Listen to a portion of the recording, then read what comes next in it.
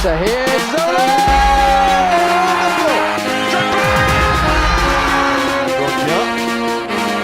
And he's got the shot and he scored!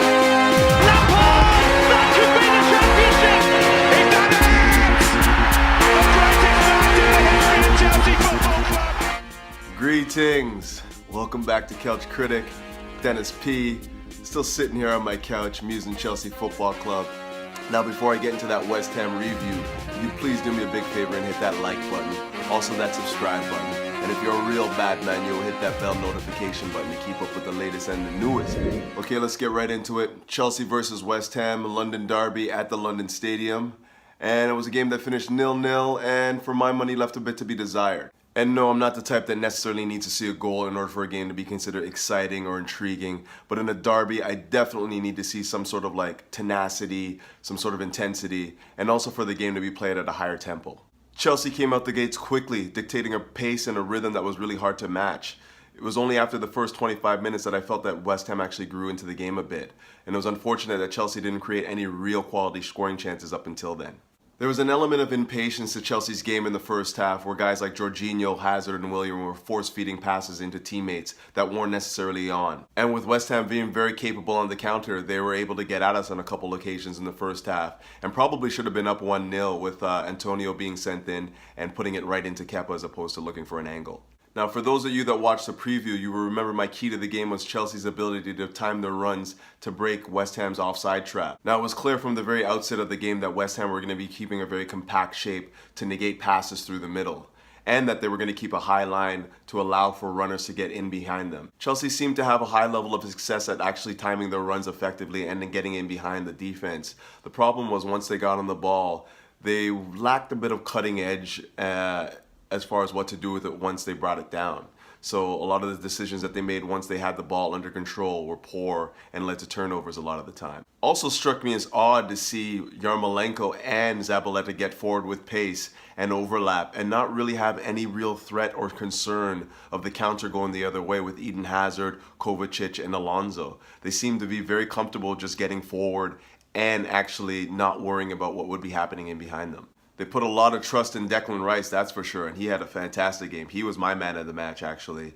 I know he didn't really stand out as one, but like the way he intercepted the ball on more than a few occasions and also covered for the likes of Zabaleta and Yarmolenko on the left flank was the reason why I gave him man of the match. I mean, there were other candidates as well. Balbuena had a fantastic game for them in the middle of the pitch, also just taking away scoring opportunities and clearing them. It seemed like anytime Chelsea had an attack, he was there to snuff it out for them. I thought the moments in the first half where the game got a little bit stretched were evidence of Chelsea showing a little bit of fatigue. Instead of taking advantage of the opportunities when West Ham were out of position, they chose to slow it down, work it through the back, and basically rest while in possession. And that's okay when you have the lead and have something to protect, but I felt like on a few occasions in the first half, Chelsea let West Ham off the hook by not going for the jugular in counter-attacking situations. Well, let's take this opportunity to dive into the two main talking points from this match, which were Eden Hazard and N'Golo Kanté. Now, Eden was left back in London for the Europa League game against PAOK due to fatigue, and I don't know if he's fully recovered from that yet. It seemed as though his game was very slow and lethargic. Especially as the game wore on, his decision-making got worse and worse, and that to me is a surefire sign of fatigue because you're not thinking the game as well when you're not mentally sharp and fit. But much of the talk from Sunday's game was centered around N'Golo Kanté and his usage. Now, I'm hoping I don't have to qualify the fact that I love N'Golo Kanté. I think he's a fantastic player and one of the best in his position for what he does. But having said that, does he really need to play against PAOK for 90 minutes and then play against West Ham for 90 minutes in a derby? I mean, I love N'Golo Kanté and everything, and I think that he adds a lot to the team. I'm going to illustrate why he's important, even given this setup. But against lesser opponents where we're going to be attacking for most of the game anyways, I would rather see somebody like Ross Barkley or Ruben Loftus-Cheek or Cesc Fabregas for that matter get the opportunity to make the difference in the final third. It's no knock against N'Golo Kanté. I think he's a fantastic player, but like there's certain games that are going to call for certain characteristics, and I don't necessarily think that he possesses all of them. And of course, positionally, there's been the argument that he's just being played out of position and thus not being effective. And while I understand that we're not using him to the best of his skills, when I look at the construction of the team, I see why he is being played where he is. Now, it looks to me like Maurizio Sarri likes to split his teams vertically as opposed to horizontally. And what I mean by that is he has the left side of the pitch play the more offensive role, and he dedicates the right side of the pitch to the more defensive-minded defensive role. And if that is the case, you can understand why N'Golo Kanté has been indispensable in Sarri's setup, because we don't necessarily have a right-sided midfielder that can defend as well as he can. Now, the other thing that's often discussed is for Chelsea to switch to a 4-2-3-1 to allow Kanté to play next to Jorginho and maybe put somebody like Kovacic in the 10. I don't know. Now, what I've noticed from Sarri's systems thus far is that he likes to create overloads on the pitch. Now, if you switch to a 4-2-3-1 and drop, say, Kanté for this sake of this argument back in a more deeper role, what you will lose is you will lose the numerical advantage in the final third to create that overload. Some say switch positions with Jorginho and Kanté, and the reason why I don't necessarily see this working is because the role of the regista is to see the lay of the land and to survey the pitch to find the areas to exploit. If you put Jorginho further up the pitch, he loses the visibility to dictate where the soft points are in the defense and also what areas are susceptible to overloads and obviously attacking moves. So I'll say this, we are sacrificing Kanté's strengths to play a more attacking brand of football. As much as I love Kanté, his role in this team is marginalized because of the way we play football now. We're more possession-based, which means that we're not going to be reliant on somebody to break up moves and, win tackles and interceptions as much as Kanté did for us. Okay, so on to the next. We play Liverpool in the Carabao Cup, and for my money, I want to see wholesale changes, mainly due to the fact that we play Liverpool on the weekend in the league.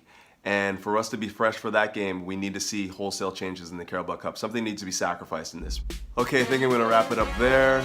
Please do me a favor, if you haven't already, hit that like button, that subscribe button, and also that bell notification button to keep up with the latest and the newest. Unfortunately, today Chelsea weren't able to find the win.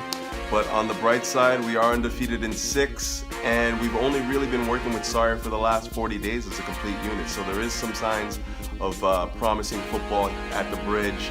And now we turn our attention to Liverpool for a couple matches. So a lot to look forward to there. They're in great form, obviously, and are definitely showing that they're a threat for the title. We have a chance to knock them off the perch, so hopefully we can take advantage of that. I'm going to take this opportunity to shout out to Vancouver Blues once again, who congregate over at the Oxford Pub, the new Oxford Pub in Yale Town. They're always there, like I said. Shout out to Jerry for posting my videos and giving me the shout outs every now and then. Please, if you are in the Vancouver area and you're looking for like-minded nutters who just love football and are dedicated, please make your way down to the new Oxford Pub in Yale Town and make yourself known to Jerry and the rest.